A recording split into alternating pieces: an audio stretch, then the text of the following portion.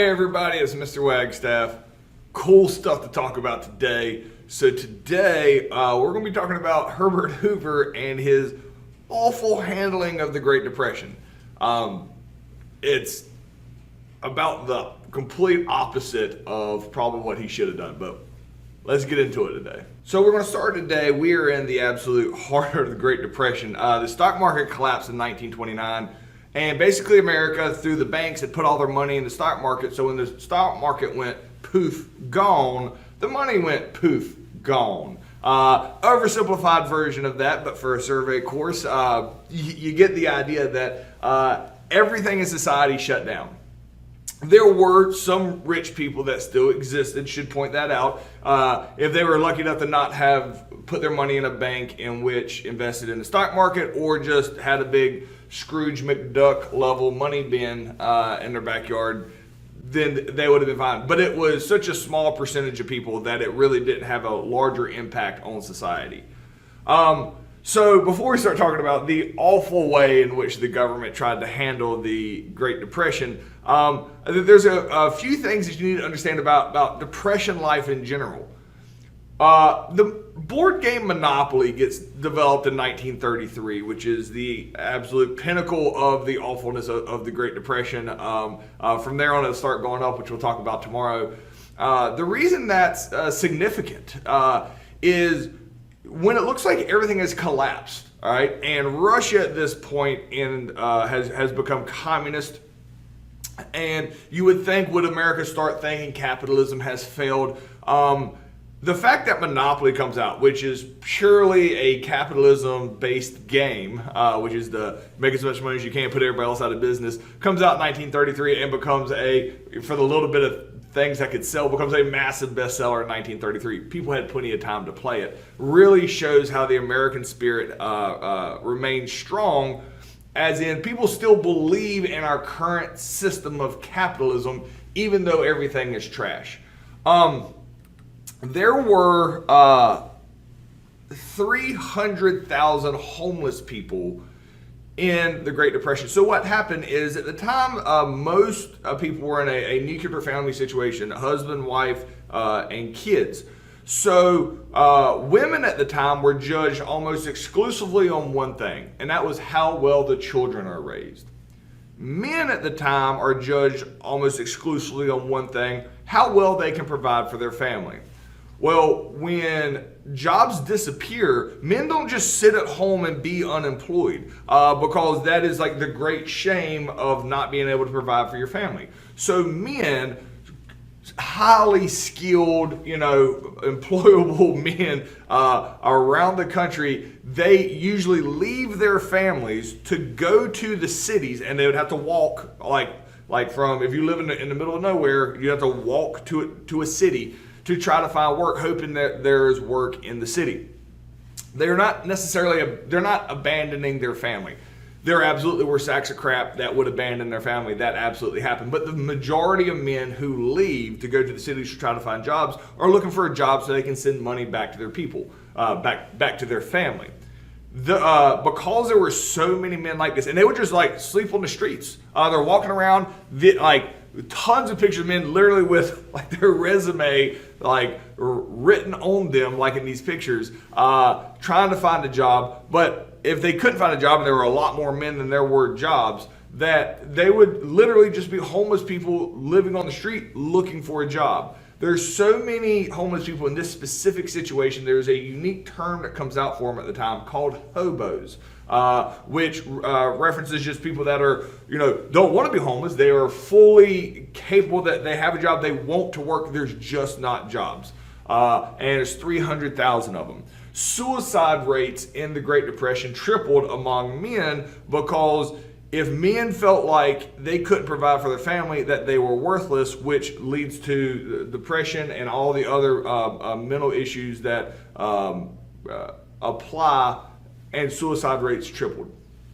Women, and this is a very famous picture from the Great Depression called Migrant Mother. Women were then tasked with trying to take care of their children, which is at the time the only way women were valued, because It was a brutal social situation in society in the 1930s. But they had no supply. The men couldn't get jobs to send them money. How were women going to take care of their children? There were a lot of women who had to start begging, and they'd never had to do this before. They're middle, upper class women having to go out and beg for food for their kids. It was not uncommon for women to be found in their homes where they had starved to death because they didn't want to go beg and look like they had failed their family. Food was an issue. Quality food. Malnutrition among kids was wildly rampant at the time. And a lot of kids who would have been healthy otherwise, because they're not getting proper food and nutrition, get sick, and just awful events occur from that. Schools closed. Schools are run on taxpayer money. Generally, schools close. I just learned through the COVID pandemic that North Carolina actually didn't close their schools and found a way to stay open. But a lot of schools around the country closed because there were nobody working to pay taxes. So schools closed. So what would happen is teenagers would just wander the country getting into mischief, and they were called wild boys. This is a picture. This is a scene from a movie. This isn't an actual picture. It's from a 1933 movie during the Great Depression, but depicting wild boys. And it was very dangerous. A lot of mischief. You could go town to town, try to steal food like with your little gang of friends. But if somebody died or something awful happened to them, there was nobody coming to help. Like they couldn't afford police officers. That they would hop on these cargo trains and go from a city to city. It was very common. Here's another picture of somebody on a cargo train going from city to city looking for work. So the question here is, why were there so many homeless people during the Great Depression? And specifically, why were the hobos almost exclusively men? Basically, I'm looking for you to kind of explain to me what the family dynamic was that was very common throughout the country at the time. So pause me, answer that completely. Moving on. So let's talk about Herbert Hoover's response to the Great Depression. His response is nah. So Herbert Hoover is an independently wealthy person. He was not personally affected by the stock market crash himself. So when he sees the entire country collapse, in his mind, now I'm going to paint Herbert Hoover to be an absolute, completely worthless president here. That's kind of how history kind of paints him. I do need to clarify, he is not doing this because he is a massive jerk and he hates people, all right? He genuinely believes the right thing to do is to not do anything. He said in the 1920s everything was great because the government didn't get involved. This is a private business matter. It's not the government's responsibility. He uses this term rugged individualism, which basically says individuals should pull themselves up by their bootstraps. When we come out of this thing, then we're going to be stronger than ever before. And he would say things like prosperity is just around the corner, as he's literally doing nothing. All right, he's like it will naturally recover. This is going to cause a lot of resentment towards him, because this is a different level of collapse than has ever happened before. This is not we're just going to, recover from this very quickly kind of situation. So when he says prosperity is just around the corner, there's quite a few people that are going to make fun of this in the news. Like prosperity is just around the corner, and it's, like it's Wall Street. So well, maybe not this corner or this one. So he says it's going to get better, but he's not actually going to do anything that gets better. He declines direct relief, basically just giving people money to get back on their feet. During COVID, when the whole country shut down, the government did do this, and that's what stimulus checks were, where the government just gave people money to get them back on their feet. Not that was perfect. You see massive inflation after that. You put more money into the society without basing it on anything, and it's going to cause the value of the money to go down, causes inflation. So that's not a perfect scenario. but it's better than literally not doing anything. And this is a cartoon of basically, it's supposed to be Herbert Hoover like telling the farmers who are also completely struggling with the Dust Bowl, hey everybody, I'm sure this will help by giving them a pointless scarecrow labeled farm relief, as opposed to actually giving them any money or anything that they can use to get back on their feet. People pretty quickly turn against Hoover. So Hoover asked employers, hey, don't fire anybody. The problem is that's a stupid thing to ask, because the employers don't have any money. They can't hire anybody. They can't pay people, so they have to fire them. He says, hey, workers, don't ask more money. They don't make enough money to survive as it is. They need more money. So I'll give Herbert Hoover credit here. While he doesn't think that it is the government's responsibility to give out any money or anything, those soup lines and those bread lines and soup kitchens that we had mentioned yesterday, people stand in line for hours,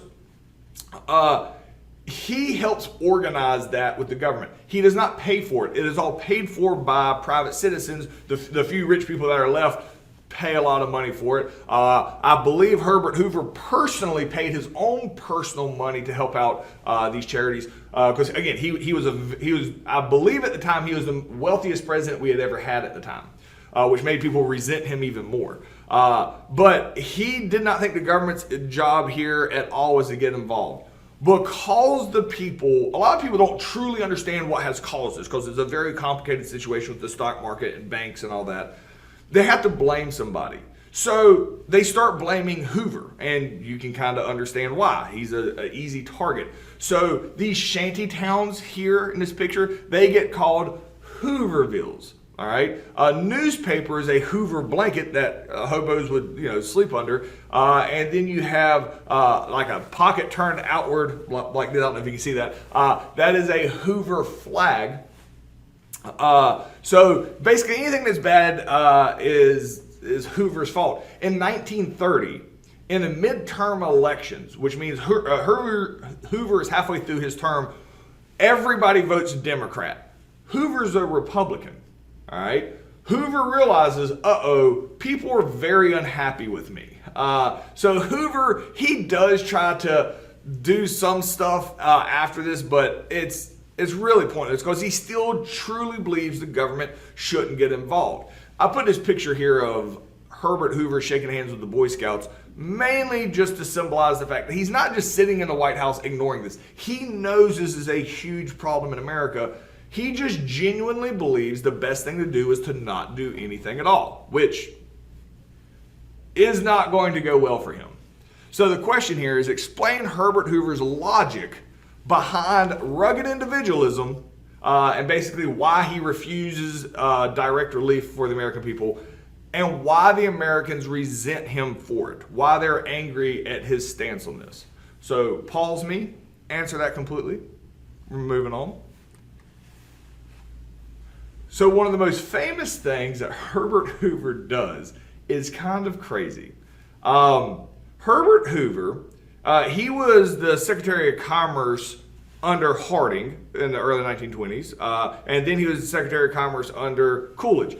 When he was the Secretary of Commerce, which is trade, he has this idea that he wants to build a dam on the Colorado River, all right, and called the Boulder Dam. He wants to build this dam. It's going to cost $700 million. Harding's like, nah, it's too expensive. Coolidge is like, nah, it's too expensive. This is the 1920s when everything was great. So when he becomes president, he says, I'm going to build it. So he spends $700 million in order to build this thing called the Boulder Dam. If he wasn't resented already, he is super resented because of this. But he does go out to the Boulder Dam, to Colorado River, and he builds this dam, and this is a picture of it.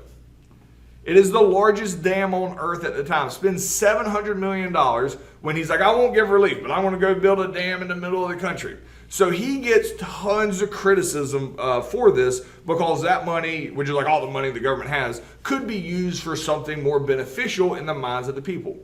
Now, so he gets criticized for this.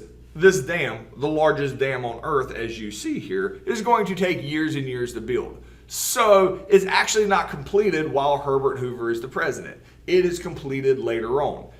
After Herbert Hoover leaves office and this dam is completed, they realized building this dam was the best possible thing you could do for this region. Because that $700 million, you know what you did with it? You went and hired a bunch of people. You hired a bunch of concrete companies. You hired a bunch of engineers. You hired a bunch of people to go out here and build this. He pumped money into this region. They build this dam. It creates electricity afterwards. It increases property values. Everything about this is beneficial. All right.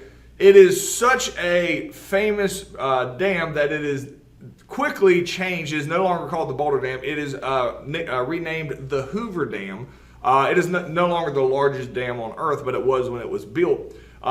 And it immediately brought the whole region out of the Great Depression. This dam today currently powers most of Las Vegas. Because it's a hydroelectric dam, and with the water pressure underneath it turns turbines, creates electricity. So while this is, kind of the positive part of Herbert Hoover's time in office, and it's called the Hoover Dam, and people think very positively of this, he didn't benefit from this at all. Because when he spends this money, people are very upset about it and thinks it's a waste of money, and the benefits of it don't actually come out until long after he's out of office. So he never benefits from any of the political gains and the positivity that surround this dam. So the question is, explain how Boulder Dam showed a possible way out of the Great Depression in areas where the dams are built. All right, meaning you could just do this all over the place, and it would really help. So explain why it showed a how does it show an example of how you can bring people out of the Great Depression? What does the government need to do? And why does Herbert Hoover, not specifically benefit from this project politically? All right, so pause me, answer that completely. We're moving on. So it comes up in 1932. Hoover really has no chance of winning re-election in 1932 to start with. And then a crazy situation happens. All right. So let me give you the backstory here.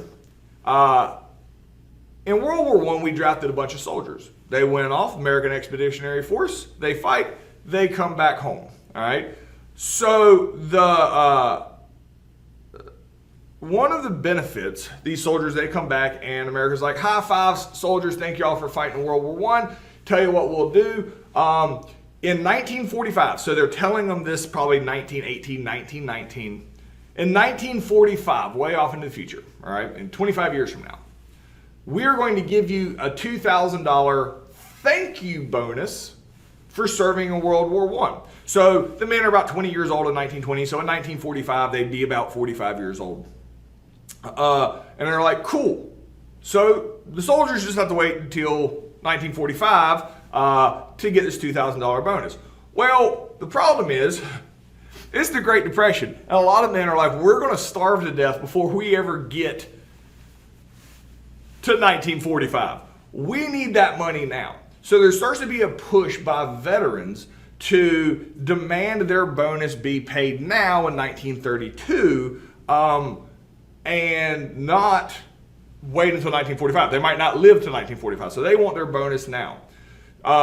So Congress keeps getting letters saying, hey, bring up a bill that would give us our bonus now. It is a very delicate situation for any elected official or Congress when dealing with the veterans. Everybody loves the veterans. You want to give the veterans what they want. You want to give it to them.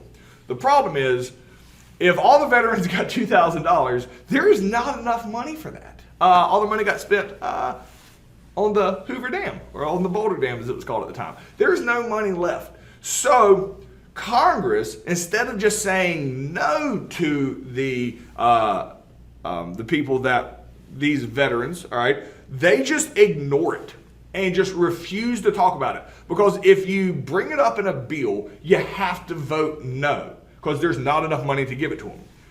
Well, these soldiers around the country, these veterans, all right, are upset about this, and they're like, no, we are going to make sure that Congress stops ignoring us. And they march to Washington, D.C. in a peaceful march. They're all veterans. They want their bonus, so they call themselves the Bonus Army. So these men are, since it's 1932, they were probably all born in 1900, so they were 18 to 20 when they fought World War I. So it's 1932, they're probably about 32 years old.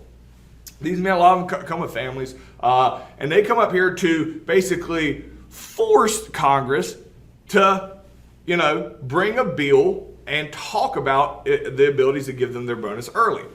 So there is one guy, and they're from all over the place here. You got Pittsburgh, Alabama.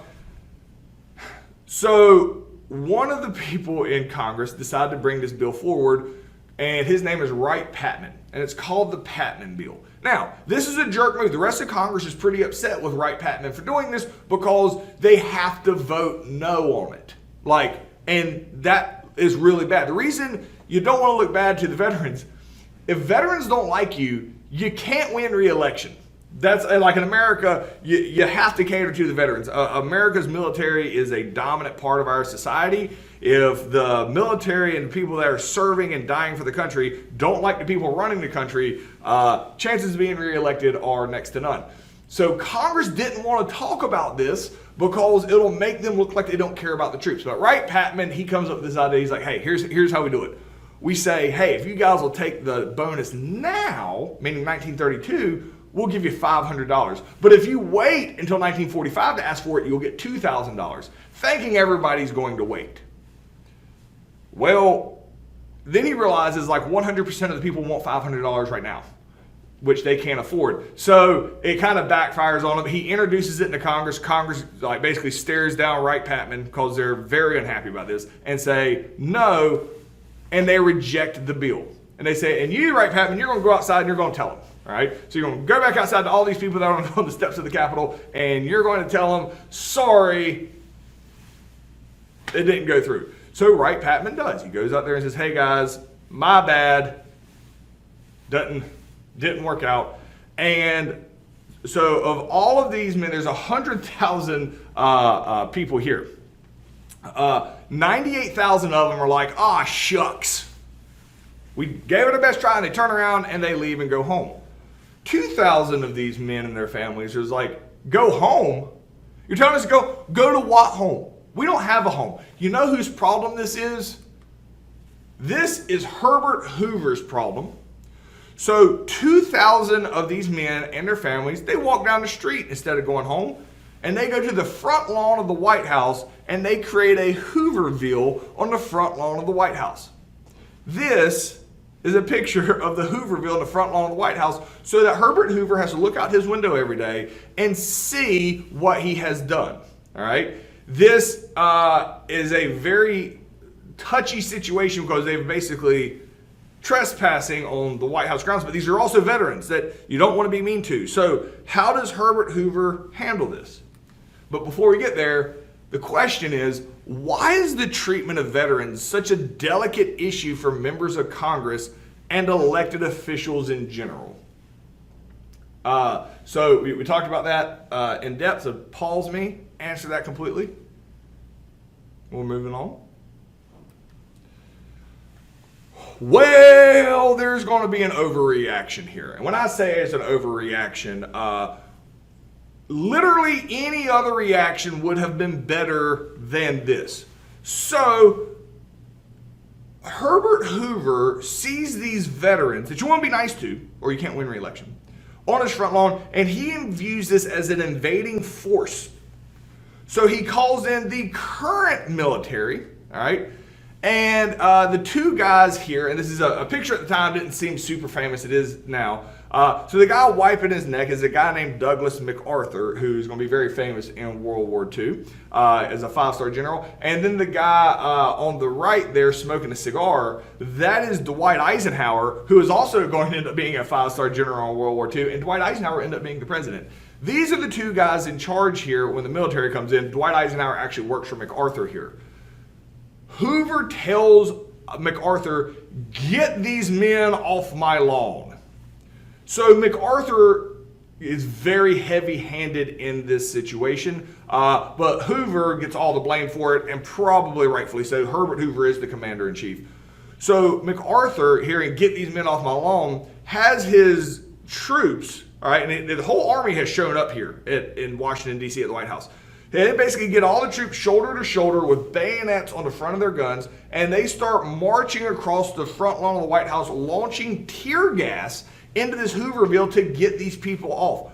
They bayonet multiple people, they shoot one person, and they kill an 8-month-old baby through tear gas. And as they march across the White House lawn and force them into the street, that wasn't enough. Then they literally chased them down the street in Washington. And this is on TV, on like news footage. They have cameras here that's shown in movie theaters. They chased them down the street with tanks. The current administration is chasing veterans down the street in tanks to get them out of Washington, D.C. This is not a good look. Then, after they get them out of Washington, D.C., instead of just coming back and taking down the Hooverville, because these are the only possessions they had left. Obviously, you're in the middle of like being forced out. You can't like take your stuff with you. They come back, and instead of like disbanding the Hooverville or taking it and let people come get their stuff, they just set it on fire and let it burn to basically set an example to the rest of the country. Don't mess with the White House. You can see the Capitol building in the background here. This is like 3 months before the 1932 election. Herbert Hoover is already disliked. Now he's killing babies. He's attacking veterans with the modern military.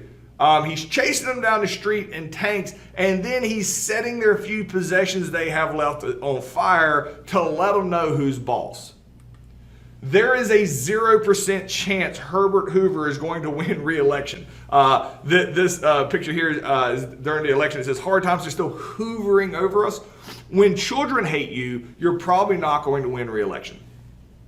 So the question here is, how did the bonus army situation make it basically impossible for Herbert Hoover to win re-election in 1932? So pause me, answer that completely, and we'll move on. So in 1932, basically nobody else wants to run for president because it's awful. Who wants this job? Literally anybody that runs against Hoover is going to win. The guy that runs against him is a guy named Franklin Delano Roosevelt. He's a Democrat, all right? So he is a Democrat, which typically that gets support from the South. And so in 1932, FDR says, "I'm going to come in and do things different." That's literally all FDR had to say. Franklin Delano Roosevelt, he's just called FDR. And they're like, fine. He's like, "I do think the government should take some involvement here." Hooray, that's all he had to say. He is elected. He comes in as the president. And we're going to talk quite a bit about his presidency tomorrow, like tons. And he'll end up being president for 4 consecutive terms. He's the president during the Great Depression and then World War II. There's a very important thing that I think you should understand about FDR because it reflects on the American people. This is a picture of FDR, and he has his whole time in office is referred to as the New Deal. Look at that picture of him. He's in a wheelchair. So FDR had gotten polio and had lost the use of his legs. He can feel his legs and he can stand up with braces, but he's confined to a wheelchair. Most Americans never know he's in a wheelchair. And that's not because he tried to hide it. He didn't. The American people needed a strong leader. They actively refused to acknowledge that FDR was in a wheelchair. They just didn't want to believe it. They wanted to make sure that every time he was on TV, he was standing up with his braces on and you couldn't see it. They wanted him to appear as a perfectly able-bodied person because they needed a strong leader and they didn't want to view him as weak. And if you're like, that is crazy. So people just collectively refuse to acknowledge a fact. That would never happen present day because we only want to talk about the negative stuff in the news. And while you are right, do you know Barack Obama smoked cigarettes? and he did while he was president. And people just didn't want to know or think about a president smoking cigarettes, and it just never got talked about. If you Google it, you can go through and find it, and he talked about him trying to quit and all that, but that wasn't something that was on the forefront of society. You didn't want to picture your president being a cigarette smoker, whereas it was the same thing. Nobody wanted to think of FDR as weak. So the fact that Americans will actively just ignore a fact because of what they want to believe. They want to believe he's an able-bodied person, so they just refuse to acknowledge that he's in a wheelchair. And because of that, most Americans didn't even know he was. The reason it's symbolic is because when we start talking about some of the leaders in Europe that come to power, like how would they possibly let Mussolini or Stalin or Hitler, how would they fall for these guys' stuff? It's because they wanted to believe in them, just like people wanted to believe in FDR.